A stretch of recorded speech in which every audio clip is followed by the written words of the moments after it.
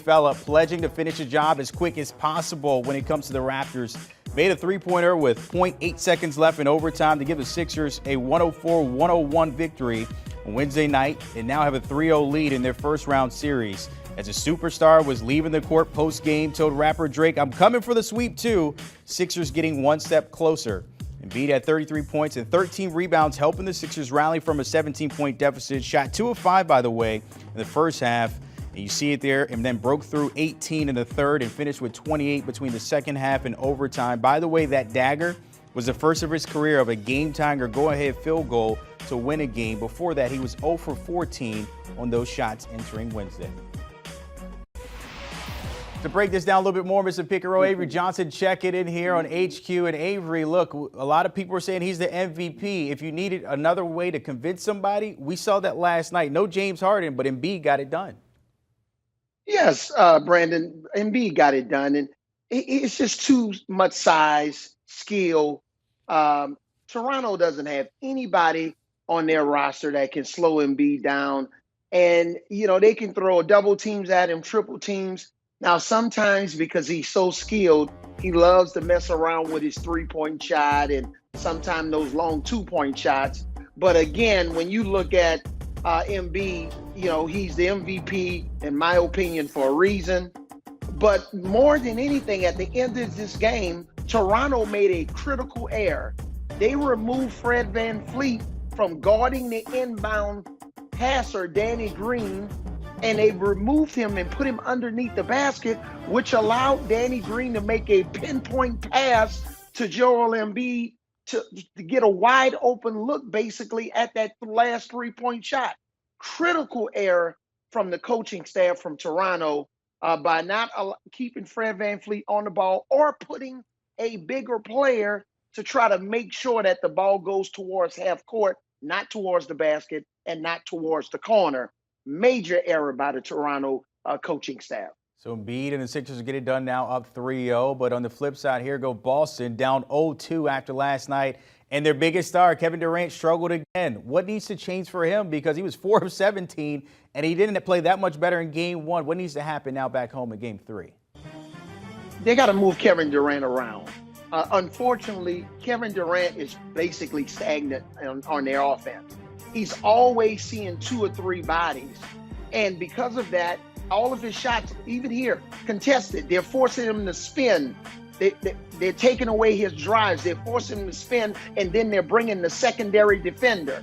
And then there's a couple of careless mistakes. There's some shots, like this last one, he's capable of making it, but he's always seeing 2 and 3 defenders. I think he's going to have to shot fake a little bit more, get a little bit closer to the basket. Everywhere on that video, Kevin Durant's at the three-point line.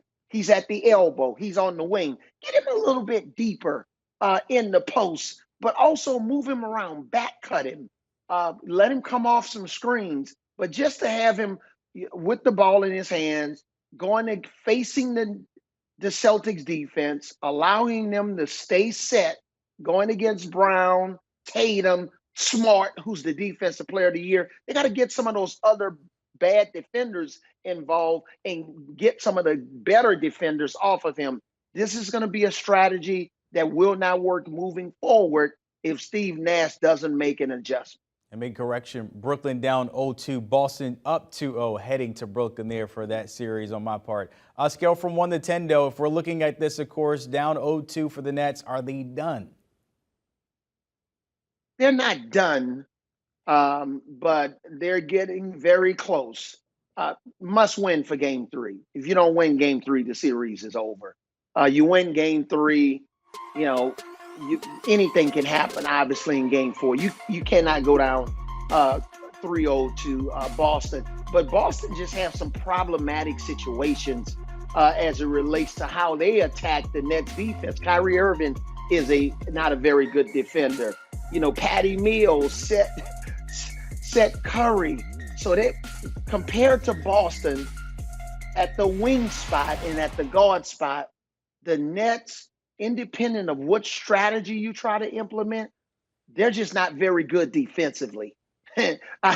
Everybody's not very good defensively, not named Kevin Durant. So They're going to have to really try to outscore the Celtics to get this game somewhere around, the 125, 130 point mark. But if it stays in the low hundreds, that's going to definitely favor the Celtics. So I give them about, on a scale from 1 to 10, about a 6. But they're going to be moving closer to a 10 if they don't win game 3. Okay, so we're a little over average here at 6 for this one for game 3. We'll see what happens there. Devin Booker set to miss games 3 and 4. We saw what happened in game 2 after the Pelicans winning that one. But how does the loss of Book affect this offense when you're talking about those buckets that when it comes from him and not many others there? How does this affect this offense moving forward here? Yeah, significantly affects their offense because Book is the type of guy, whether it's early in the shot clock, those trail threes with his prolific three-point shooting, or within their offensive flow as they're moving the ball around, he's a guy that the ball can find 5 seconds to go on the shot clock, and he's going to get you something good. Or he'll make that next pass to his teammate to get a wide open shot. So, and then, he's a guy that plays at all 3 levels, behind the 3, mid-range basket, excellent free throw shooter, and then he's a much improved defensive player. So then when you have a guy like Mikal Bridges, Devin Booker, those guys do a really nice job of defending their position. But now this is going to put an enormous amount of pressure on one guy, Chris Paul. Chris Paul is going to have to play at a very, very high level in his old stomping ground in New Orleans to try to help regain momentum in this series, because they cannot afford to get less than a sweep down in New Orleans. So that fan base is really, it's like a college crowd.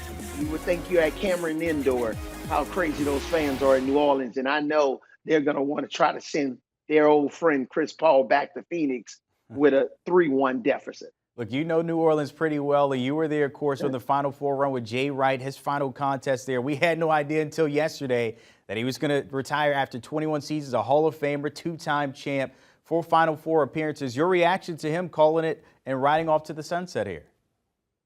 I was a little bit surprised and taken back. And, you would have hoped Jay Wright would have done the Coach K retirement tour, maybe announce his retirement, but coach one more year. But again, that just speaks to that CEO type of a culture that Jay Wright has established. He didn't want the fanfare. He basically retired in the middle of the night.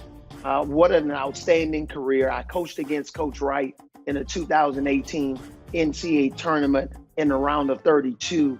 And I know the type of adjustments and the tacticianer that he is. But just a very classy guy, always a guy that you want to go to dinner with after the game, win or lose. He had a chance to spend some time with coaching NBA players last summer with our national team. And from what we've been told by our own very own Matt Norlander, that he has no desire to coach NBA players. So what a phenomenal career, but he did it with class and sophistication, and really was proud that I had a chance to go up and coach against Coach Wright during my coaching career. 21 seasons and 2 titles, already considered one of the GOATs of the college basketball game there. Avery Johnson, as always, Mr. Pick and Roll, appreciate your time tapping in, not only in the NBA, but also the college ranks. You can catch up with Matt Norland and Gary Parrish from the Eye of College Basketball podcast. I guarantee you Jay Wright is the subject probably for the entire pod. What will the Wildcats look like in the future, of course, will they continue to contend there with now Jay Wright calling it a career? Download and give him a follow. Do you want a sports network that delivers everything that matters about the game? The highlights, the picks, the instant analysis, no yelling, no fake debates, no politics. Hit the subscribe button and never miss a moment.